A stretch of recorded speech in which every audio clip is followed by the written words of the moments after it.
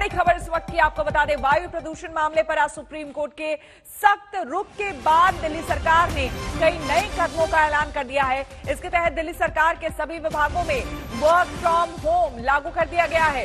दिल्ली में जरूरी सेवाओं के अलावा अन्य ट्रकों की एंट्री बैन कर दी गई है। दिल्ली में 1000 सीएनजी प्राइवेट बसों को कल से हायर किया जाएगा।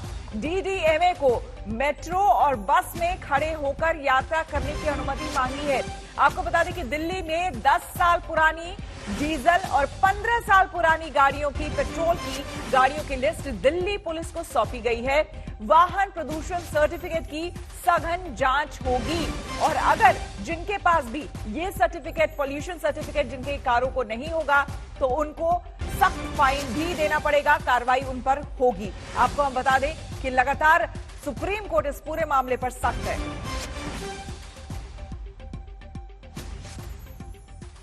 सुप्रीम कोर्ट की सख्त टिप्पणियों के बाद दिल्ली सरकार और बीजेपी में एक बार फिर से ठन गई है। प्रदूषण के लिए बीजेपी केजरीवाल सरकार को दोषी ठहरा रही है, तो दिल्ली सरकार केंद्र पर ठीक रफ ओढ़ रही है। पब्लिसिटी पे नहीं, हम ग्राउंड पे काम करते हैं और ग्राउंड पे जब काम करते हैं तो लोगों को बेचैनी होती है। हमने ग्राउंड पे पूसा के साथ, हमने ग्राउंड केंद्र सरकार की संस्था है पूसा, उस पे केंद्र सरकार को काम करना चाहिए था, नहीं किया, हमने किया। हमने ग्राउंड पर जाकर के छिड़काव किया। उसका जो रिपोर्ट आई वो हमने एयर क्वालिटी मैनेजमेंट कमीशन को सौंपी पिटीशन। उन्होंने कहा, जो आप कह रहे हो, उन्होंने कहा इसलिए थर्ड पार्टी ऑडिट कराओ। अब वो उनकी संस्था है, उनकी जल शक्ति की संस्था से हमने ऑडिट कराया। आप पूछो कि ऑडिट वाली संस्था उन्होंने गलत रिपोर्ट दिया है क्या? रिपोर्ट उन्हीं की है, उन्हीं की एजेंसी है, वो रिपोर्ट उन्हीं को सौंप दी गई है। अगर पंजाब में पराली जलाने से पंजाब के किसान दिल्ली को प्रदूषित कर रहे हैं, हरियाणा में पराली जलाने से हरियाणा के किसान दिल्ली को प्रदूषित कर रहे हैं, तो आप बताइए सबसे ज्यादा प्रदूषण कहां होना चाहिए? पंजाब में होना चाहिए। हरियाणा की हवा की क्वालिटी सबसे खराब होनी चाहिए, मगर सबसे ज्यादा खराब क्वालिटी हवा की कहीं है तो वो दिल्ली की है। दिल्ली की हवा की क्वालिटी सबसे खराब है, पंजाब की इतनी खराब नहीं है।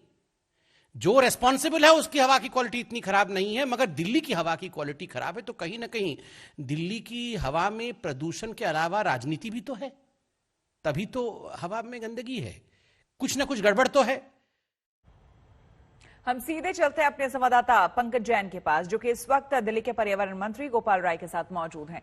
पंकज, सबसे पहले तो ये बताइए, अब से थोड़ी देर पहले संबित पात्रा ने सीधे सीधे कहा है कि केजरीवाल सरकार ये आरोप लगा रही है कि हरियाणा और उनके किसानों की वजह से दिल्ली में प्रदूषण हो रहा है। तो सबसे ज्यादा तो वहीं प्रदूषण होना चाहिए, वहां पर कम है, दिल्ली में ज्यादा। कब तक टोपी ट्रांसफर का गेम चलता रहेगा? सवाल करें जरा। बिल्कुल, एक एक करके तमाम जो बीजेपी के आरोप है उनके जवाब गोपाल राय जो पर्यावरण मंत्री हैं दिल्ली सरकार में, उन्होंने दिए हैं। हमारे साथ वो बातचीत करने के लिए हैं। भारतीय जनता पार्टी ने प्रेस कॉन्फ्रेंस की, उन्होंने तमाम आरोप लगाए और ये कहा कि पंजाब हरियाणा में पराली जल रही तो वहां प्रदूषण क्यों नहीं है और दिल्ली में प्रदूषण क्यों है? क्या कहना चाहेंगे? मैं केवल इतना कहना चाहता हूं कि भारतीय जनता पार्टी की केंद्र में सरकार है। एक बार अपने पर्यावरण मंत्री जी से पूछें कि ऐसा क्यों हो रहा है। उनके पास एक्सपर्ट्स हैं, एयर क्वालिटी मैनेजमेंट कमीशन उन्होंने बनाया है, सफर की संस्था है, वो समझा देंगे कि कैसे होता है। अगर इतनी बात समझ में नहीं आ रही तो मेरे समझाने से शायद समझ में ना आए, लेकिन अब पर्यावरण विभाग एयर क्वालिटी मैनेजमेंट कमीशन से एक बार बात करें, उनको समझा देंगे कि वहां की बैठक नहीं होती है क्या केंद्रीय मंत्री के साथ? होती है। केंद्रीय मंत्री तो पता ही नहीं चल रहा है कि कहां गायब है। सारे सुप्रीम कोर्ट में सुनवाई हो रही है। बीजेपी के एक पर्यावरण मंत्री के पास एक मीटिंग करने की फुर्सत नहीं है। तो बीजेपी केवल प्रेस कॉन्फ्रेंस के लिए आती है, काम करने के लिए नहीं आती। हम काम कर रहे हैं और आगे भी काम करेंगे। साथ ही साथ विज्ञापन को लेकर भी मामला उठा, उसे किस तरीके से आप देखते हैं? पराली को लेकर जो बायो डिकम्पोजर तैयार हुआ उसका छिड़काव दिल्ली में आप करवा रहे हैं। पूरी दिल्ली में इसका पिछले साल भी छिड़काव हुआ था। पड़ोसी जो राज्य है वहां इसे लागू किया जाए, वहां छिड़काव हो, इसे लेकर भी क्या योजना सफल हो पाई है? केंद्र सरकार इस पर ध्यान दे रही है? नहीं, देखिए, जो दिल्ली के अंदर हमने प्रयोग किए उसका पूरी रिपोर्ट हमने एयर क्वालिटी मैनेजमेंट कमीशन को सौंपी।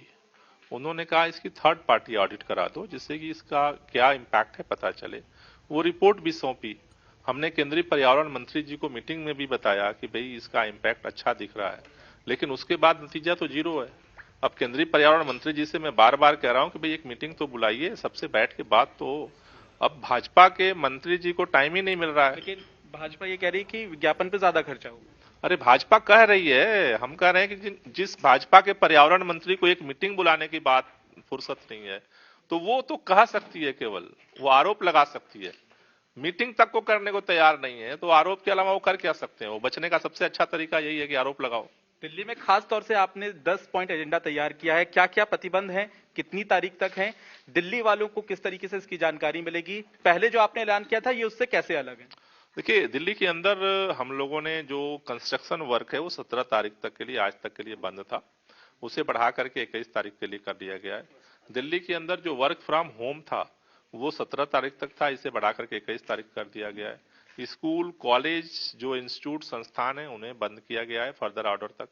दिल्ली के अंदर जो बाहर से गाड़ियां आती हैं वो एसेंशियल कमोडिटी को छोड़ करके उन पे रोक लगाया गया है। दिल्ली के अंदर जो पब्लिक ट्रांसपोर्ट है उसकी कैपेसिटी को बढ़ाया जा रहा है, क्योंकि कोरोना की वजह से उसकी कैपेसिटी काफी कम कर दी गई थी।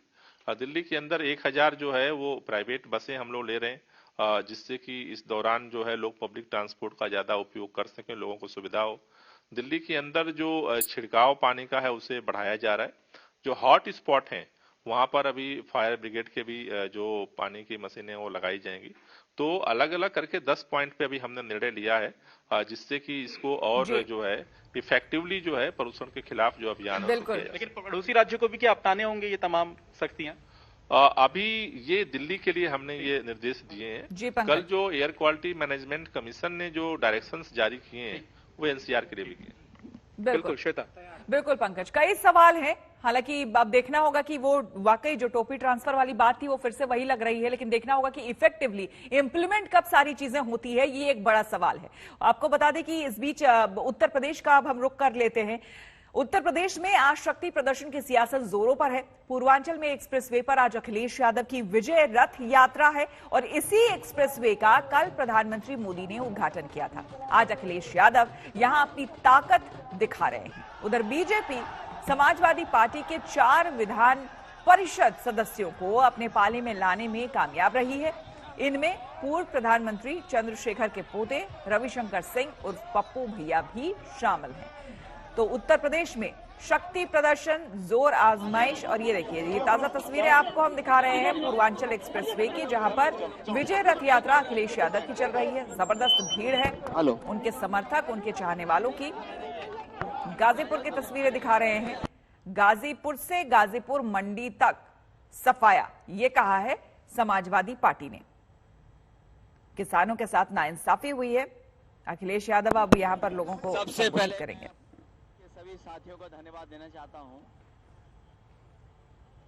अब इस गाजीपुर के बॉर्डर से लेकर के दिल्ली के गाजीपुर बॉर्डर तक सफर आसान होगा और जिस समय समाजवादी पूर्वांचल एक्सप्रेसवे को शिलान्यास करने से पहले समाजवादी पार्टी और मैंने ये कहा था कि जिस तरीके से रफ्तार बढ़ती है और रफ्तार के बढ़ने से अर्थव्यवस्था बढ़ती है, और एक बात मैं हमेशा कहता था कि अमेरिका की जिस तरीके से सड़कें बनी और सड़कों ने अमेरिका को बना दिया, और अगर आप स्पीड को बढ़ा सकते हैं, रफ्तार को बढ़ा सकते हैं, तो प्रगति और तरक्की भी आपकी उसी रफ्तार से बढ़ेगी। जिस समय इस एक्सप्रेसवे का शिलान्यास हुआ था वो सब लोग मौजूद थे। इस एक्सप्रेसवे के बाद जो गरीब इलाका है पूर्वांचल का, वो मुख्य धारा से जुड़ जाएगा। जो सपना देखा था समाजवादियों ने, जिस रूप में सपना पूरा होना चाहिए था, भारतीय जनता पार्टी की सरकार में उस तरीके का सपना पूरा नहीं हुआ है। ये खुशहाली का एक्सप्रेसवे है, ये शहरों को जोड़ने वाला एक्सप्रेसवे है, ये गांवों को जोड़ने वाला एक्सप्रेसवे है। इससे शहर और गांव की अर्थव्यवस्था बेहतर होगी। गांव ग्रामीण क्षेत्र की जो अर्थव्यवस्था और उसको और मजबूती देने का काम होगा इस एक्सप्रेसवे से। तो एक तरफ विकास की बात कर रहे हैं अखिलेश यादव, दूसरी तरफ आपको हम बता दें कि कई समाजवादी पार्टी के नेता जो हैं वो बीजेपी में शामिल हुए हैं। इससे कहीं ना कहीं खुशी जाहिर कर रही है। और यहाँ देखिए डिप्टी सीएम के साथ और स्वतंत्र देव सिंह भी यहाँ पर मौजूद है जो कि यूपी बीजेपी के प्रभारी हैं, और साथ ही साथ दोनों डिप्टी सीएम यहाँ पर आपको नजर आ रहे होंगे। और समाजवादी पार्टी के ये वो नेता है जो कि शामिल हुए हैं बीजेपी में। इससे कहीं ना कहीं बीजेपी अपने आप को और ताकतवर उत्तर प्रदेश में महसूस कर रही है, जबकि एक तरफ चुनावी ताल और विजय रथ लिए हुए अखिलेश यादव आगे बढ़ रहे हैं। रविशंकर सिंह पप्पू जो कि प्रधानमंत्री चंद्रशेखर के पोते हैं और आज उन्होंने बीजेपी ज्वाइन किया। साथ साथ और जिन लोगों ने भी ज्वाइन किया है हम उनसे भी तारुफ कराएंगे, लेकिन आप बताइए कि आपने बीजेपी ज्वाइन किया, आप समाजवादी पार्टी से एमएलसी हैं, क्यों आए आप? जी, ऐसा है कि हमारे परिवार के सदस्य हैं श्री नीरज शेखर जी, जो चंद्रशेखर जी के पुत्र हैं। उनका टिकट समाजवादी पार्टी ने काट दिया था। एक तो कारण ये था, और समाजवादी पार्टी छोड़कर नीरज शेखर जी भाजपा में चले गए। इस वजह से उसी समय हमने सपा का झंडा उतार दिया और मैं लगातार सपा से हट गया। दूसरा, योगी जी और मोदी जी से मैं इतना प्रभावित हुआ कि मैं आज सपा छोड़कर भाजपा में शामिल हुआ। मनसा हमारी आज से 1.5 साल पहले जब नीरज शेखर जी ज्वाइन कर रहे थे तभी से हमारी थी, लेकिन जो आज जाके साकार हुई। लेकिन पूर्वांचल में तो इस बार बीजेपी को बहुत कड़े मुकाबले को झेलना पड़ रहा है। ओम प्रकाश राजभर, अखिलेश यादव, तमाम लोगों ने पूरी तरीके से पूर्वांचल पर अपनी ताकत झोंक रखी है। आपको लगता नहीं है कि इस बार सपा के लिए पूर्वांचल नाक की भी लड़ाई है और ज्यादा मजबूत भी है?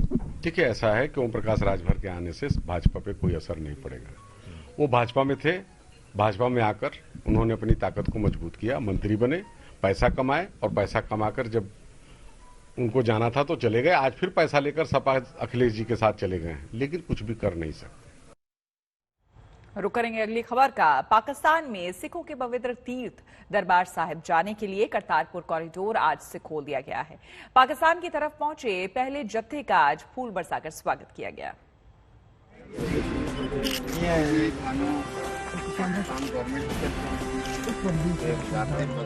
करीब 1.5 साल बाद सिख श्रद्धालुओं के मन की मुराद पूरी हुई।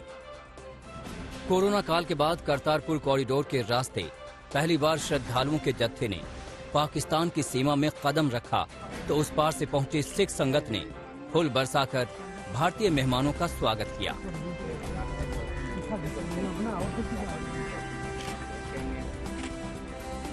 पहले से तय कार्यक्रम के मुताबिक दोपहर के ठीक 12:45 पर सिख श्रद्धालुओं के पहले जत्थे ने कॉरिडोर का भारतीय गेट पार किया। लंबे इंतजार के बाद ये रास्ता दोबारा खुल पाया है। करतारपुर साहिब कॉरिडोर जब शुरुआत हुई तो आपको मालूम है तमाम तरह के संकट आए, तमाम तरह की परेशानियां आई। उसके बावजूद भी नरेंद्र मोदी जी की सरकार ने एक मजबूत इच्छा शक्ति के साथ हमारे सिख भाइयों और बहनों की जो एक श्रद्धा है, एक तमन्ना रहती है वहां पर दर्शन की, अरदास की, उसको पूरा किया। इस बीच में कोविड पीरियड आया, कई कारण आए, उसकी वजह से बंद हुआ, फिर से शुरू हुआ। निश्चित तौर से पूरे देश में इसका, न केवल सिख भाई बहनों ने बल्कि पूरे देश ने इसका स्वागत किया। श्रद्धालुओं की रवानगी से पहले कॉरिडोर के भारतीय हिस्से की पूरी सुरक्षा जांच की गई। सुरक्षा एजेंसियों ने मेटल डिटेक्टर की मदद से सड़क और दोनों तरफ के चप्पे चप्पे को बारीकी से खंगाला। करतारपुर साहिब जाने वाले श्रद्धालुओं को 72 घंटे की नेगेटिव RT-PCR रिपोर्ट जमा करनी होगी। वैक्सीन के दोनों डोज का सर्टिफिकेट देना होगा।